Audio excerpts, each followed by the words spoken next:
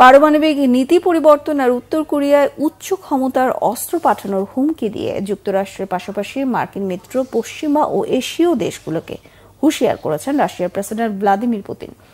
ভিয়েতনামের রাজধানী হ্যানয়ে সংবাদ সম্মেলনে পুতিন বলেন, রাশিয়াও তার মিত্রদের জন্য নিরাপত্তা হুমকি তৈরি করছে ন্যাটো। এমন পরিস্থিতিতে রাশিয়ার পারমাণবিক নীতি পরিবর্তনে হুঁশিয়ারি দিয়েছেন তিনি। এই নীতি অনুসারে আক্রান্ত না হলে কোনো অঞ্চলে পারমাণবিক বা ব্যাপক বিধ্বংসী অস্ত্র ব্যবহার করবে না রাশিয়া। যুক্তরাষ্ট্র সহ পশ্চিমা বিশ্বকে লক্ষ্য করে পারমাণবিক হামলার অব্যাহত হুমকির ধারাবাহিকতায় এই ইঙ্গিত দিলেন পুতিন। ইউক্রেনের রুশ অভিযান প্রতিরোধে যুক্তরাষ্ট্র ও ন্যাটোর হস্তক্ষেপে চরম ক্ষুব্ধ পুতিন বলেন, ইউক্রেনে মার্কিন অস্ত্র সরবরাহ বন্ধ না হলে উত্তর কোরিয়ায় অস্ত্র পাঠাতে কুণ্ঠা বোধ করবে না মস্কো। যুক্তরাষ্ট্রের অনুরোধে ইউক্রেনে অস্ত্র পাঠালে দক্ষিণ কোরিয়ার বিরুদ্ধেও ব্যবস্থার হুঁশিয়ারি দিয়েছেন তিনি।